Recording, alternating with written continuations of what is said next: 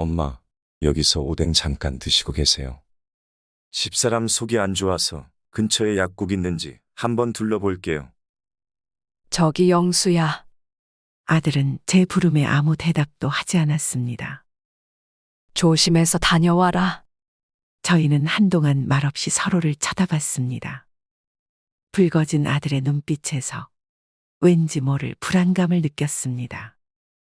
드시고 계세요. 아들은 살짝 목이 맨 채 이 한마디만을 남긴 채 며느리와 가게를 나갔습니다. 아들은 끝내 돌아오겠단 말은 하지 않았습니다. 영수야. 영수야, 어디 있니? 뒤늦게 쫓아나가 아들을 불렀지만 아들과 며느리는 그 어디에도 없었습니다. 그렇게 1시간이 지나도록 아들과 며느리는 돌아오지 않았습니다. 오늘이 그날이구나.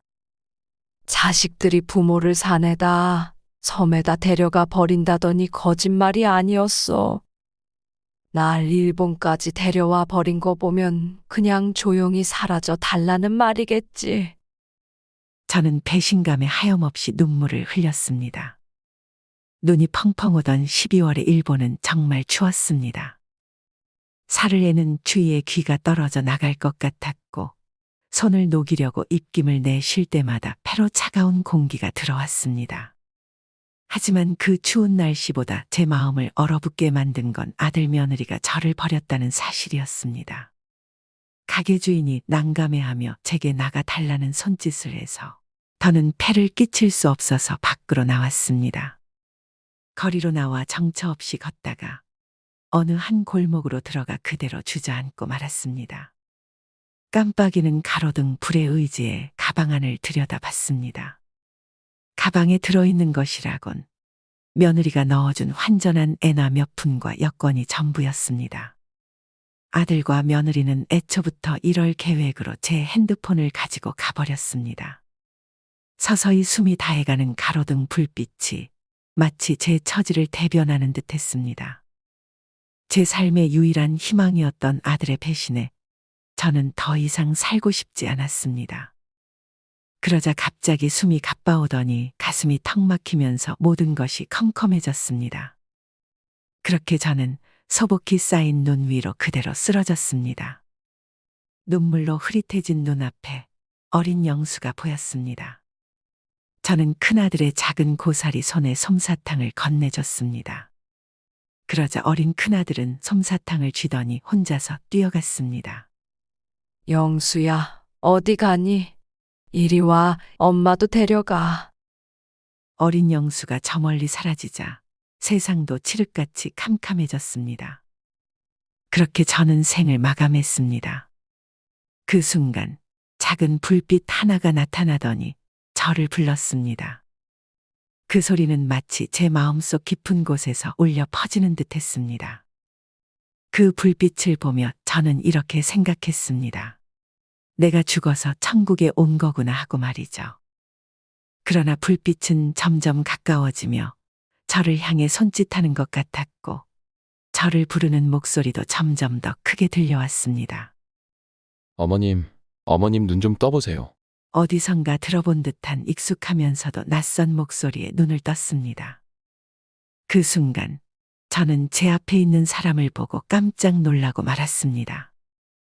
오늘은 68세 이정임 어머님께서 겪으신 기막힌 이야기를 들려드리려고 합니다.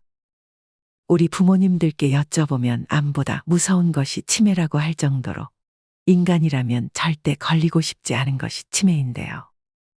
하지만 이정임 어머님의 아들과 며느리는 어머님에게 치매가 왔다는 사실을 알고는 어머니를 머나먼 일본에 홀로 버리고 가버렸습니다. 그렇게 이정임 어머님은 그 추운 겨울날 일본의 한 골목에서 홀로 생을 마감할 뻔하셨습니다. 유튜브에서 자식들이 부모를 산에다 버렸다, 섬에다 버렸다는 이야기들을 들으면서 내 이야기 같아서 그때마다 정말 많이 우셨다고 하는데요. 그래서 이정임 어머님도 용기를 내어 자신의 이야기를 들려주고 싶으시다고 하셨습니다. 아들과 며느리에게 처참히 버림받았지만 기적적으로 살아 돌아오신 이정임 어머님의 피해 복수극을 지금 바로 들려드리겠습니다. 안녕하세요. 유튜브에서만 들어봤던 이야기를 실제로 겪은 이정임이라고 합니다. 저는 몇 년 전 아들과 며느리에게 처참히 버림받고 먼 타국 일본에서 홀로 죽음을 맞이할 뻔했습니다. 바로 옆에 있는 일본이 무슨 먼 타국이냐 하고 생각하시는 분들도 계실 겁니다. 맞습니다. 하지만 저는 그 추운 겨울, 말도 통하지 않고 홀로 남겨진 상황에서 아무것도 하지 못한 채 서서히 죽음을 맞이하고 있었습니다. 그런데 제가 어떻게 멀쩡히 살아 돌아올 수 있었는지 그 이야기를 들려드릴게요. 저에게는 아들이 둘 있었습니다. 첫째 아들이 저를 일본에다 버린 아들이고 둘째 아들도 저를 버린 아들입니다. 두 아들이 모두 어머니를 버렸다고 하니 의아하시겠죠. 사실 둘째 아들은 20살 때 남편과 함께 세상을 떠났습니다. 제 가슴에 대못을 박으며 아버지와 함께 홀연히 떠나버렸습니다. 그날은 아들이 20살이 된 기념으로 대학교를 입학하기 전에 다 같이 가족여행을 떠나던 날이었습니다. 첫째 아들은 무슨 가족여행이냐며 여행을 따라가지 않았고 그래서 저희 셋은 강원도로 설원을 보러 여행을 떠났습니다. 남편이 둘째 아들과 이야기를 하며 가고 싶다기에 제가 앞에 앉아 있다가 둘째 아들과 자리를 바꿔주었습니다. 그날은 앞이 안 보일 정도로 정말 많은 눈이 오는 날이었어요. 그래서 모든 차들이 천천히 안전운전을 하면서 가고 있었죠. 그런데 반대편에 오던 덤프트럭이 앞차를 앞지르게 하면서 그대로 저희 차를 들이받아버렸습니다. 비명도 내지르지 못할 정도로 순식간에 벌어진 상황이었습니다. 간신히 정신을 차리고 남편과 아들을 불러봤지만 두 사람은 아무 대답도 하지 않았습니다. 한참 뒤 구급차가 저희를 실어갔지만 그 지옥에서 살아남은 건 저 혼자뿐이었습니다. 하지만 그러지 말았어야 했습니다. 데려갈 거면 나도 같이 데려가지. 왜 나 혼자 살려둔 거냐며 하늘을 원망했습니다. 차라리 두 사람 대신 내가 죽었더라면, 아니 내가 끝까지 앞에 앉는다고 했더라면, 아니 처음부터 가족여행을 가지 말자고 했더라면, 후회와 죄책감으로 정신이 나가 한동안 미친 사람처럼 살았습니다. 당시 24살이었던 큰아들은 군대에 다녀와 복학해서 다시 학교를 다니고 있었고 저는 평생 전업주부로만 살아와서 할 줄 아는 것이 아무것도 없었습니다. 그래서 당장 생계를 책임질 사람이 없었기에 남편과 작은 아들이 남긴 보험금으로 생활을 할 수밖에 없었습니다. 하지만 황망함에 밥 한 술, 물 한 모금조차 입에 넣지 않았고 먹고 싶단 생각조차 들지 않았습니다. 정말 살아있는 게 신기할 정도였습니다. 그 모습을 보다 못한 큰아들이 제게 말했습니다.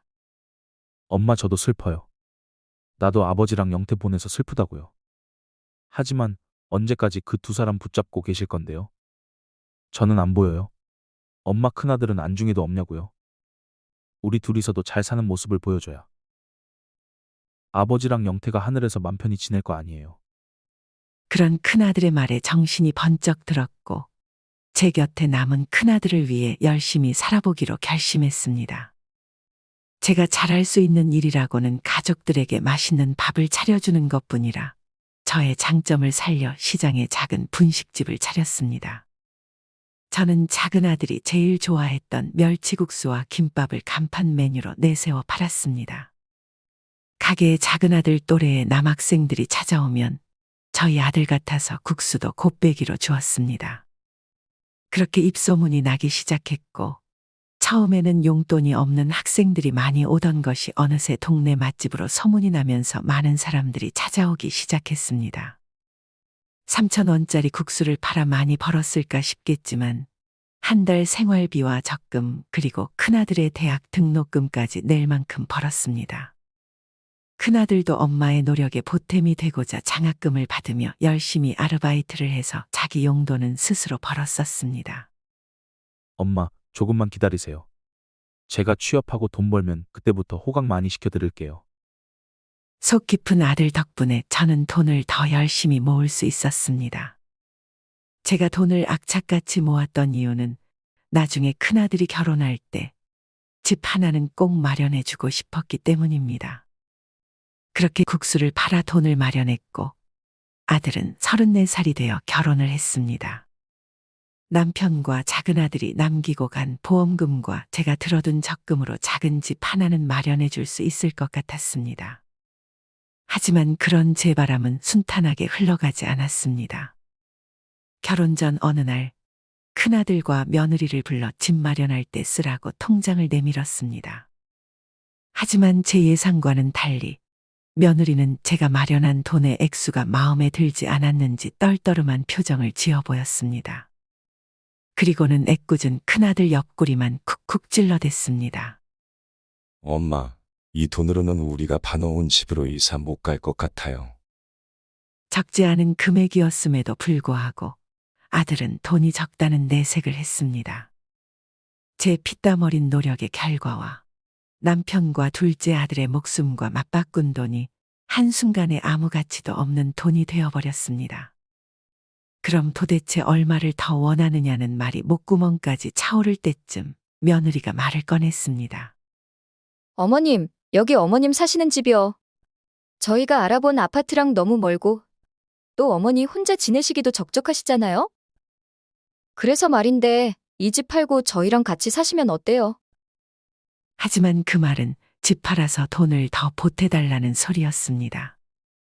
그래도 며느리가 큰아들 입을 빌려 말하지 않고 자기 입으로 저를 모시고 살겠다고 하는 것 보니 그 마음이 진심인 것 같기도 했습니다. 뭘 같이 살아?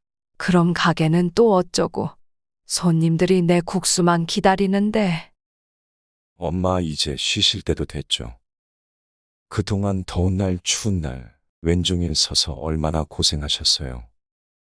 무릎도 안 좋은데 이제 좀 쉬세요. 맞아요, 어머님.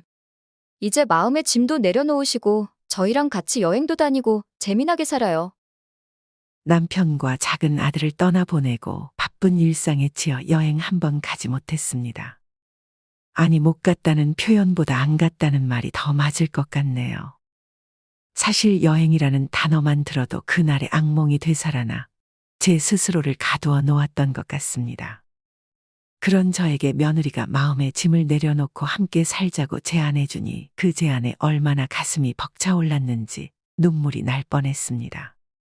오랜 시간 동안 마음의 짐을 혼자 지고 살아온 저에게 며느리가 이렇게 따뜻한 손을 내밀어 주다니. 그 순간 제 마음속 깊은 곳에서 잊고 있던 가족의 사랑이 다시금 되살아나는 듯 했습니다. 그래서 저도 그 제안에 기꺼이 동의하게 되었습니다. 하지만 그 선택은 제 인생의 가장 치명적인 실수가 되었습니다. 처음 두 해는 아들과 며느리와 함께 여행도 자주 다니며 이래도 되나 싶을 정도로 행복하게 지냈습니다. 그러나 그 행복은 아들이 결혼한 지 3년째부터 깨지기 시작했습니다. 당신 다음 달 카드값은 어쩔 거야? 카드값 많이 나오는 게 내 탓이야? 우리 집 식구가 3명인데 그럼 많이 나오는 게 당연하지. 생활비 쓰던 게 있는데 갑자기 줄여라고 하면 내가 어떻게 해? 우리 사업 망해서 빚도 어마어마한데 당장에 생활비라도 줄여야 할 거 아냐? 그게 싫으면 그럼 이 집 팔고 저기 어디 지방 총구석에 들어가 살래? 미쳤어? 그러게 무리하게 사업 확장하지 말랬잖아. 내가 친구 말만 듣고 까불 때부터 이 꼴 날 줄 알았지. 같이 좋다고 할 때는 언제고 이제 와서 전부 다 내 탓이란 거야? 사업이 처음부터 망한 것은 아니었습니다. 아들과 며느리가 제 국수와 김밥 맛을 이대로 묻어두긴 아깝다며 레시피를 물었고 그걸로 분식집을 냈는데 대박이 났습니다. 여러 큰 기업에서 프랜차이즈를 해보지 않겠냐고 연락이 올 정도였습니다. 그러다 아들의 친구가 그런 큰 기업에 레시피를 넘겨줬다간 나중에 뒤통수 맞을 수도 있으니 자기와 둘이서 프랜차이즈 사업을 해보자고 했습니다. 아들은 프랜차이즈에 대해서 아무것도 모르는 상태에서 친구의 말만 믿고 무리하게 사업을 진행하다가 자금난에 시달리며 쫄딱 망하게 되었습니다. 가난이 대문으로 들어오면 사랑은 창문으로 나간다는 말이 있죠. 아들과 며느리는 날이 갈수록 돈 때문에 싸우는 일이 많아졌고 돈이 없어지니 제일 먼저 나이가 많은 제가 천덕꾸러기가 되었습니다. 늙고 몸도 성치 않은 제가 아들과 며느리의 눈에는 그저 쓸모없는 존재로 비춰졌습니다. 두 사람의 차가운 시선 속에서 저는 매일 살얼음판을 걷는 듯 불안한 생활을 이어가야 했습니다. 밥 먹을 때와 화장실을 갈 때를 제외하고는 방 밖으로 나오지 않거나 공원에 가서 몇 시간 동안 앉아 있다가 아들과 며느리가 밖에 나가 있는 시간에 다시 집으로 들어왔습니다. 마음이 불편하니 엎친 데 덮친 격으로 몸까지 말을 듣지 않았습니다. 10여 년을 서서 국수를 팔다 보니 두 무릎과 허리가 성할 리가 없었죠. 그래도 가게를 운영할 당시에는 활동량이 많아 아픈 줄을 몰랐는데 가게를 접고 집에 틀어박혀 가만히 있는 날이 많아지면서 무릎과 허리의 통증이 더 심해졌습니다. 몸을 너무 안 움직여서 근육이 다 빠졌나? 공원에 가서 걷기라도 해야겠네. 나갈 채비를 하고 방을 나서는데 며느리가 한숨을 푹 쉬며 한심하다는 표정으로 물었습니다. 매일 어딜 그렇게 나가세요? 아, 그게 가만히만 있으니까 몸이 예전 같지 않아서 공원에서 운동 좀 하다가 오려고. 그러자 며느리는 제게 들릴 듯 말 듯 비꼬며 얘기했습니다.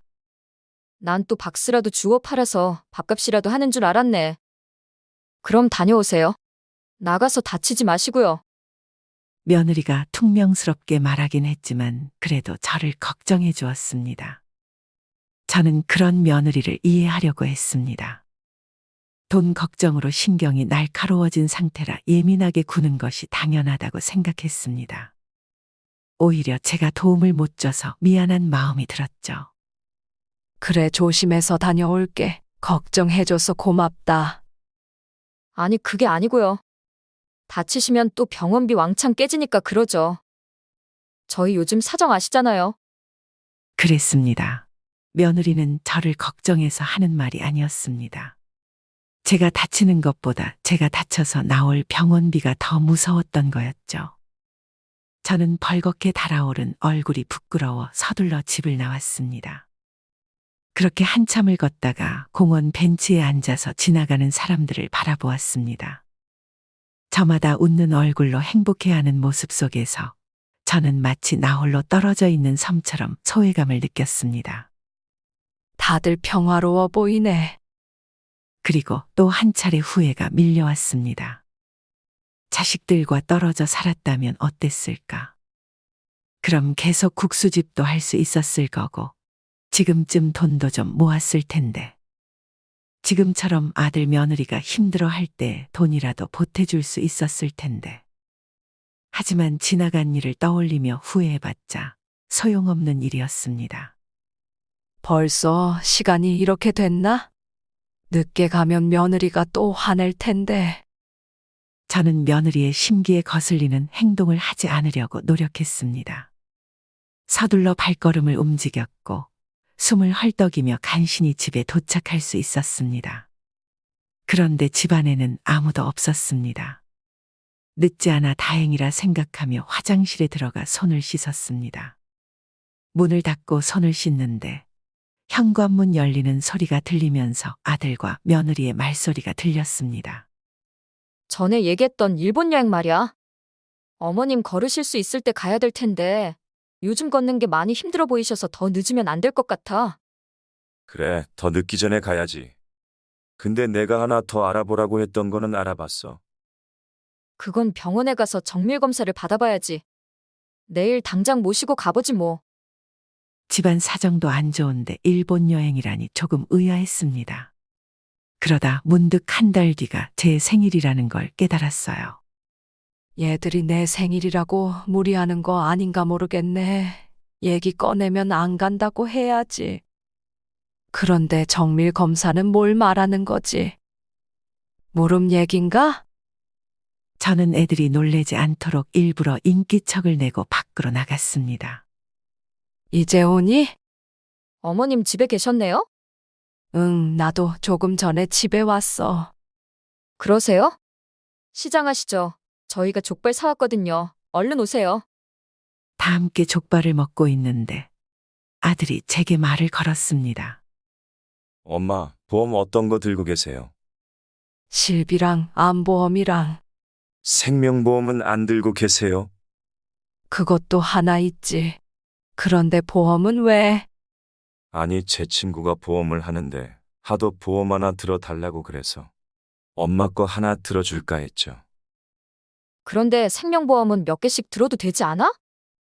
됐다. 너희 요즘 힘들다면서 무슨 보험을 하나 더 든다고. 나는 지금 생명보험 있는 거 해지할까 싶은데. 아니요, 해지하지 마세요.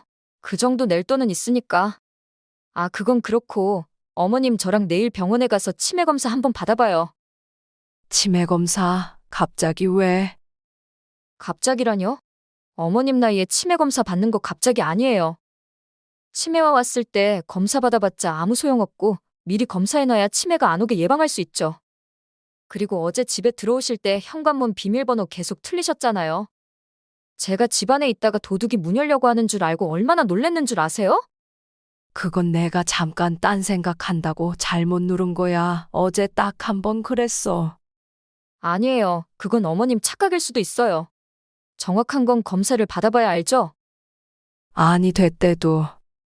정말로 그냥 한번 잘못 눌렀을 뿐인데 괜시리 며느리가 호들갑 떠는 것 같았습니다. 신나서 얘기하는 모습이 정말 내가 치매라도 걸렸으면 하는 건가 싶었어요. 아들이 갑자기 생명보험 얘길 꺼내질 않나. 며느리가 치매 검사 얘길 꺼내질 않나. 요즘 사정도 어렵다면서 갑자기 일본 여행은 왜 가려고 하는지. 밤새 머리가 복잡해 잠을 한숨도 못 잤습니다. 그러다가 한 가지 결론에 도달했습니다. 아들과 며느리가 나를 요양병원에 보내려고 그러는구나. 일본 여행도 나한테 미안해서 마지막으로 보내주려고 하는 거구나. 드디어 올 것이 왔다는 생각에 저는 담담히 받아들이기로 했습니다. 다음 날이 되어 며느리와 치매 검사를 하러 병원으로 갔습니다. 검사를 다 끝내고 진료실에 들어가자 의사가 웃으며 얘기했습니다. 보호자분, 어머님 아주 정정하신데 왜 검사 받으신 거예요? 어머님이 집 비밀번호를 까먹으셔서. 걱정 안 하셔도 될 것 같아요. 요즘 자식분들이 치매 걱정 때문에 부모님들 많이 모시고 오시거든요. 근데 어머님은 치매 아니세요. 집에 가셔서 걷기 운동 많이 하시고 손가락 운동도 자주 하시면 될 것 같습니다. 저는 안도하며 며느리를 올려다 봤습니다. 그런데 며느리의 표정이 영 못마땅해 보이더라고요. 그러면서 저더러 잠깐 기다리라더니 전화를 하며 비상계단문을 열고 들어갔습니다. 며느리를 기다리고 있는데 화장실이 급했습니다. 치매 검사할 때부터 참고 있었는데 검사 후 긴장이 풀려서 화장실이 더 가고 싶더라고요. 그래서 며느리에게 화장실 간다고 말하려고 비상계단문을 열었습니다. 그런데 며느리가 보이지 않았습니다. 하는 수 없이 문을 닫고 화장실을 갔다 오려고 하는데 며느리의 목소리가 들렸습니다. 아우, 내가 정말 그래서 비싼 검사비만 날렸잖아. 분명 집에서는 비밀번호도 까먹고 기억도 가물가물 하셨는데 병원에서 문제는 기가 막히게 다 맞추시더라니까? 여기 의사가 돌팔인가? 내일 다른 병원 가서 한 번 더 해봐야지. 저는 놀란 마음에 황급히 문을 닫았습니다. 그리고 쿵쾅대는 가슴을 부여잡고 화장실로 달려가 숨을 몰아쉬었습니다. 가슴에 큰 돌덩이가 내려앉은 것처럼 가슴이 답답해졌습니다. 집으로 돌아온 후 저는 점심도 저녁도 거른 채 방에 들어가 나오지 않았습니다. 끼니를 거르고 있는데도 아들과 며느리는 들여다보지도 않고 신경도 쓰지 않았습니다. 내가 치매가 아니면 요양병원에 못 들어가는 건가? 내일 다른 병원에 또 데려간다는데 그럼 일부러 문제를 틀려야 하나? 또 걱정으로 잠에 들지 못했습니다. 하루라도 맘 편히 잠드는 날이 없었습니다. 요양병원에 들어가면 편히 잘 수 있을까? 자식들한테 눈치밥 먹고 사느니 차라리 요양병원에 가는 게 훨씬 낫겠다는 생각이 들었습니다. 그렇게 요양병원에 가야겠다는 결단을 내리고 나니 신기하게 마음이 편안해졌습니다. 그리고 오랜만에 잠다운 잠을 잘 수 있었습니다. 다음 날이 되어 며느리는 다른 병원으로 저를 데리고 갔습니다. 검사 항목은 전날 받은 항목이랑 같았어요. 하지만 저는 맞출 마음이 없었습니다. 저는 일부러 문제를 틀렸습니다. 겉으로 봐선 아무 문제가 없어 보이시는데요. 이상하게 문제는 많이 틀리셨네요. 저희 어머님이 겉으로 봐선 멀쩡해 보이셔도 가끔씩 깜빡깜빡하실 때 심각하시거든요. 의사는 이상하다는 듯 저를 쳐다봤지만 며느리는 어제와 다르게 기분이 좋은 듯 보였습니다. 그래서 집에 오자마자 요양병원 얘기를 꺼낼 줄 알았는데 며칠이 지나도 요양병원 이야기를 꺼내지 않았습니다. 하지만 먼저 물어볼 용기도 없었습니다. 요양병원에 가겠다 마음은 먹었지만 막상 애들의 입에서 요양병원 이야기가 나온다면 무서울 것 같았기 때문입니다. 그렇게 조용히 한 달이 지났습니다. 그리고 아들과 며느리가 말했던 일본 여행을 다 함께 떠났습니다. 아들과 며느리는 동네 마트에 장 보러 가는 것 마냥 단출한 차림이었습니다. 아무리 2박 3일 여행이라도 챙겨가야 할 것들이 있을 텐데 작은 손가방 말고는 아무것도 없었습니다. 너희 짐은 그것뿐이야? 네, 이틀 자고 올 건데요, 뭐. 그리고 거기 가면 다 있어요. 저는 작은 가방을 둘러매고 애들을 따라 나섰습니다. 난생 처음 타보는 비행기였지만 설렘보다는 왠지 모를 찜찜함에 기분이 좋지 않았습니다. 어머님, 자꾸 깜빡깜빡하시니까 휴대폰은 저한테 주세요. 가방에 넣어 놓겠다 했지만 며느리는 제 휴대폰을 획 가져가 버렸습니다. 일본에 도착한 저희는 짐도 풀지 않고 곧바로 구경을 하러 갔습니다. 12월이라 굉장히 추웠는데 구경거리도 없는 도심을 한참 동안 걸었습니다. 무릎도 아프고 춥기도 했고 저는 점점 아들 며느리보다 뒤처지기 시작했습니다. 얘들아, 좀만 쉬었다 가자. 어머님 다 왔어요. 저희는 작은 오뎅집 앞에 섰습니다. 들어가서 주문을 하고 오뎅이 나오기만을 기다렸습니다. 뜨끈한 녹차가 목으로 넘어가자 이제 좀 살 것 같았습니다. 가게 안에 따뜻한 온기 덕분에 노곤해지며 잠이 쏟아졌습니다. 엄마, 일어나세요. 저도 모르게 깜빡 잠이 들었나 보더라고요. 어서 드세요. 그래, 어서 먹자.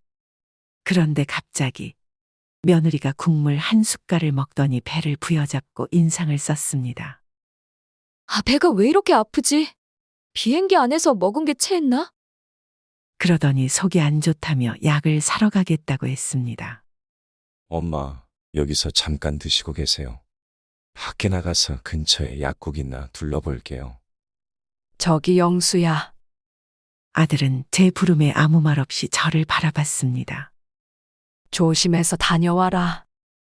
아들은 제 말에 아무 대답도 하지 않았습니다. 저희는 한동안 말없이 서로를 쳐다만 봤습니다. 살짝 붉어진 아들의 눈빛에서 왠지 모를 불안감이 느껴졌습니다. 드시고 계세요. 아들은 살짝 목이 메어 이 한마디만을 남긴 채 며느리와 가게를 나갔습니다. 멍하니 그릇을 쳐다보며 애꿎은 숟가락만 들었다 놨다 했습니다. 생각해보니 아들은 다시 돌아오겠다는 말을 하지 않았습니다. 그제야 정신이 들어 가게 밖으로 쫓아나가 아들을 불렀습니다. 영수야, 영수야, 어디 있니? 하지만 아들과 며느리는 그 어디에도 없었습니다. 이미 사라진 지 오래였습니다. 그렇게 1시간이 지나도록 아들과 며느리는 돌아오지 않았습니다. 요즘에도 부모를 산에다 버리고 섬에다 버리는 자식들이 있다더니 그 이야기들이 거짓말이 아니었구나. 나를 요양원에다 입원시킬 줄 알았더니 나를 이 먼 일본에다 버린 거구나. 일본 다녀오면 내가 가지고 있던 비상금도 모조리 주고 가려고 했는데 순간 버려진 유기견이 된 것 같은 기분이 들면서 하염없이 눈물이 흘렀습니다. 제가 숨죽여 눈물을 훔치고 있자 오뎅집 주인이 난감해하며 다가왔습니다. 문 닫을 시간인지 시계를 가리키며 나가달라는 손짓을 하더라고요. 더는 폐를 끼칠 수 없어 가게를 나왔습니다. 눈이 펑펑 오는 12월의 일본은 정말 추웠습니다. 살을 에는 추위에 귀가 떨어져 나갈 것만 같았고 손을 녹이려고 입김을 내쉴 때마다 폐로 차가운 공기가 들어왔습니다. 하지만 그 추운 날씨보다 제 마음을 얼어붙게 만든 건 아들 며느리가 저를 버렸다는 사실이었습니다. 저는 지푸라기라도 잡아보려는 심정으로 오뎅집에서 나와 약국을 찾아 걸었습니다. 혹시 아들이 약국에 있지 않을까 하는 기대감으로 약국을 찾았지만 약국은 그 어디에도 없었습니다. 그렇게 정처 없이 걷다가 어느 한 골목으로 들어가 그대로 주저앉고 말았습니다. 휴대폰이라도 있었으면 좋았으련만 가방에 들어있는 건 며느리가 넣어준 환전한 애나 몇 푼과 여권이 전부였습니다. 하지만 휴대폰이 있었다 하더라도 제 상황은 달라지지 않았을 것입니다. 연락처에는 아들 며느리 번호가 전부여서 저를 도와줄 사람이 아무도 없었기 때문입니다.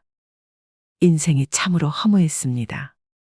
죄라면 그저 평생 열심히 산 죄밖에 없는데 나를 도와줄 사람 한 명 없고 자식에게까지 버려지다니.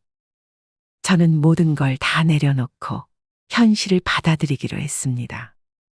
밤이 되면서 몸은 점점 더 차갑게 굳어지기 시작했습니다. 숨도 점점 가빠오기 시작했습니다. 그러다 갑자기 누가 심장을 꽉 쥔 것처럼 숨이 턱 막히더니 그 자리에 그대로 쓰러지고 말았습니다.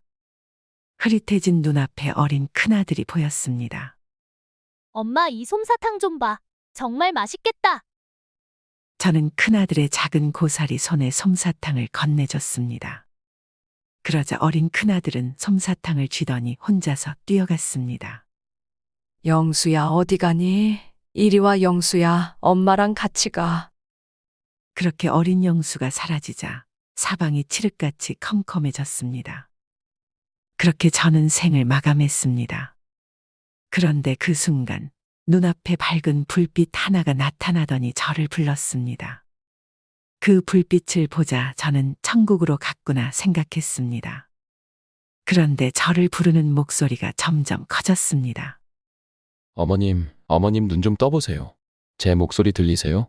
어디선가 들어본 듯한 익숙하면서도 낯선 목소리에 눈을 떴습니다.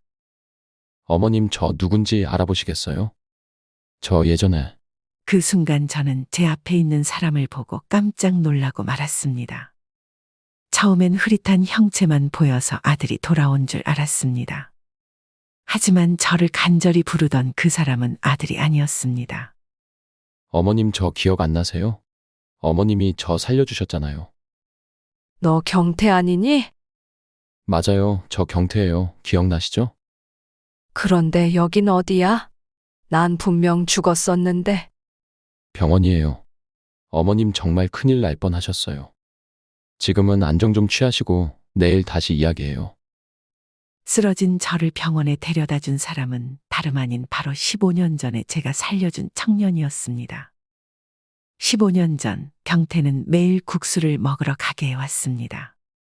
많은 청년들이 국수를 먹으러 왔지만 유독 경태를 볼 때면 우리 둘째 아들이 생각났습니다.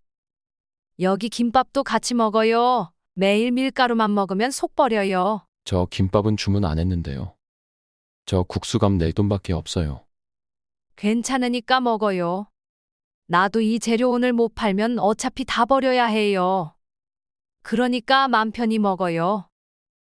그 당시 경태는 몇 년째 공무원 시험에서 떨어지고 있다고 했습니다.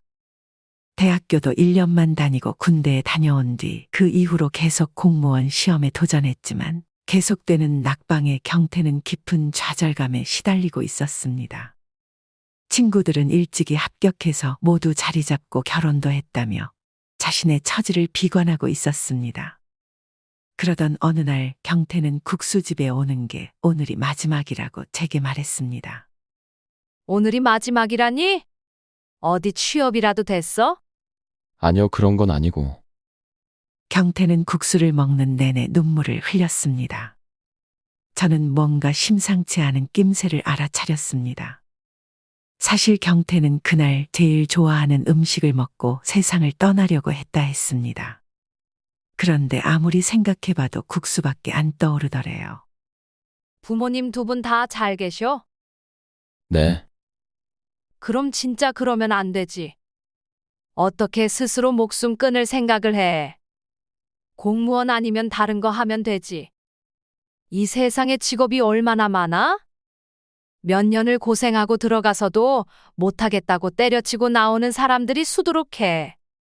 하지만 공무원이 다들 안정적이라고 하니까요. 사실 우리 둘째 아들도 일어일문과에 붙었었어. 그런데 학교 한번 나가보지도 못하고 세상을 떠나고 말았지. 그때 나도 아들 따라 죽으려고 했는데 둘째 아들이 해줬던 말이 계속 머릿속에 맴도는 거야. 둘째 아들이 날 살린 거지. 나이 많고 아무것도 할 줄 모르는 아줌마도 이렇게 국수 팔고 살아가잖아. 경태, 너는 아직 기회가 많아. 오히려 이 기회로 공무원 안 된 게 잘 된 거라 생각해봐. 내가 시험에 떨어지는 이유는 다른 걸 해보라는 하늘의 뜻이구나 하고. 원래 하고 싶었던 게 있었을 거 아니야? 정말 잘 알 수 있는 걸 찾아봐. 아휴, 잘 됐네. 나는 경태 네가 해낼 거라 믿었다. 전부 어머님 덕분이에요. 정말 감사합니다. 이 은혜는 제가 꼭 갚겠습니다. 그 은혜 난 이미 다 받았다. 네. 그럼 진짜 그러면 안 되지.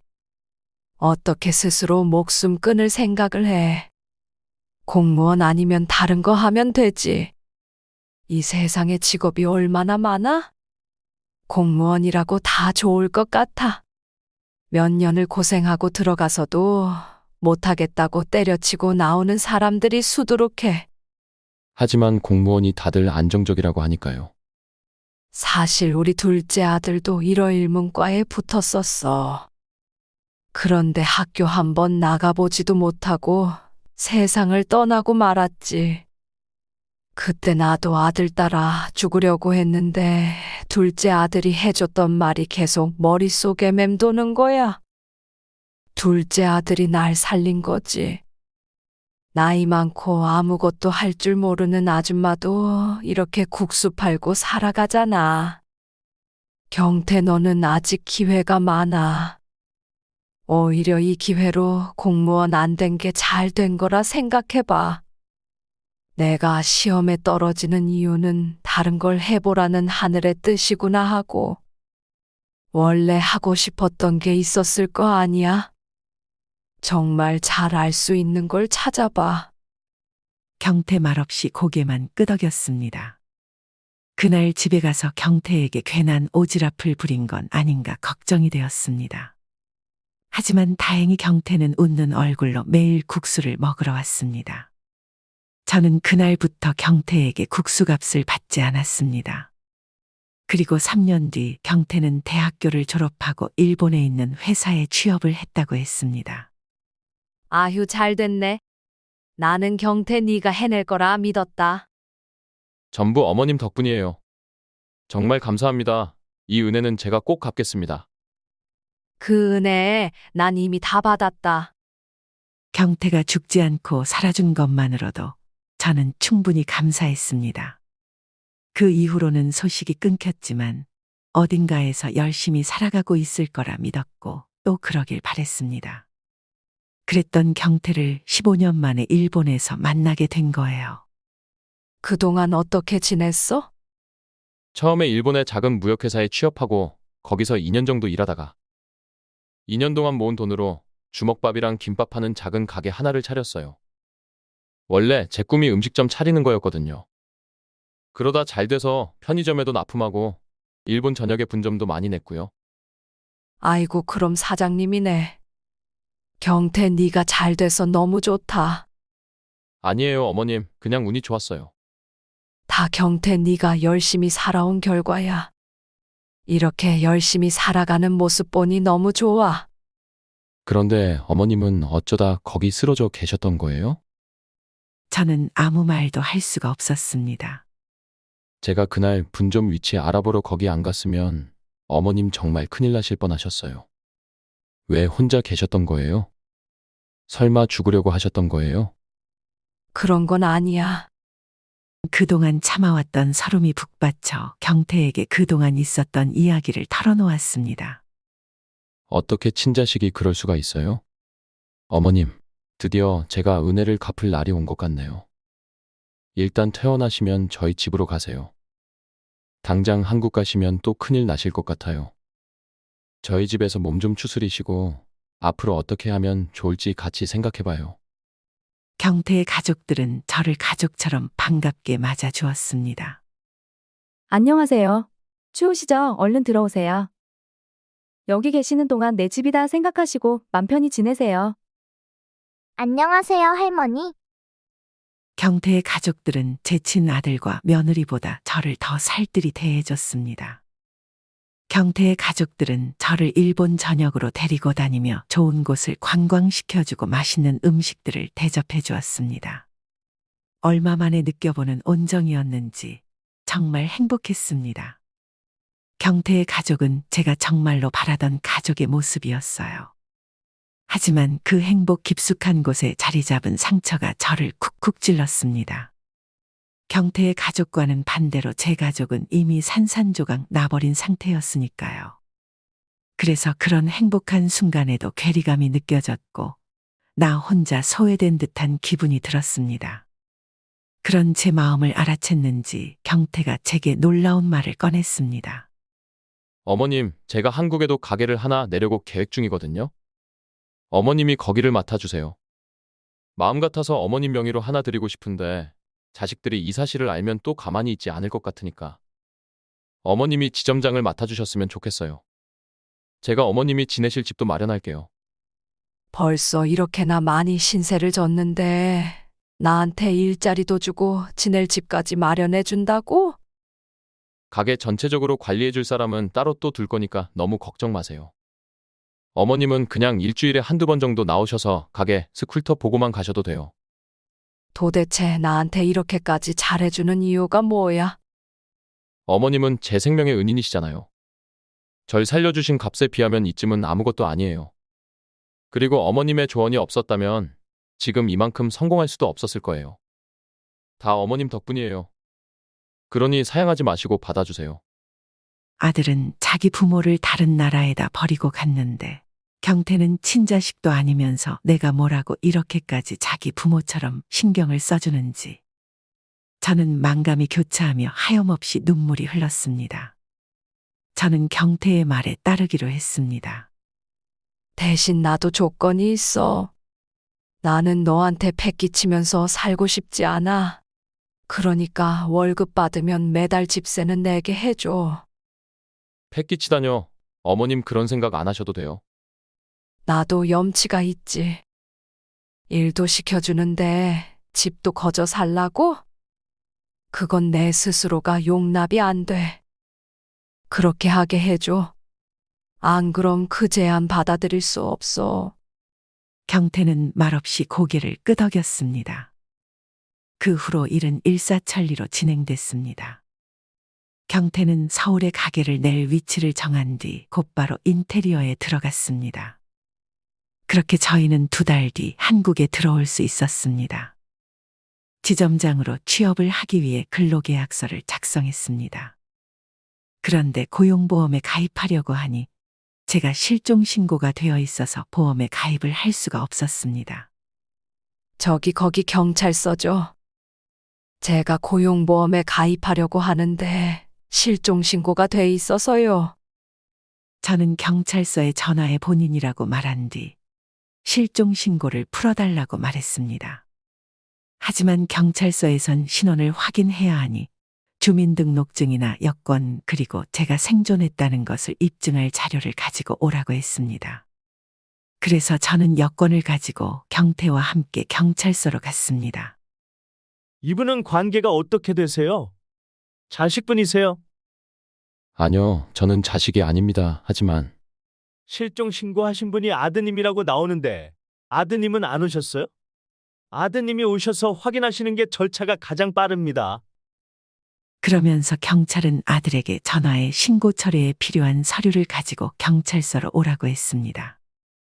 아들은 숨을 헐떡이며 경찰서 안으로 뛰어들어왔습니다.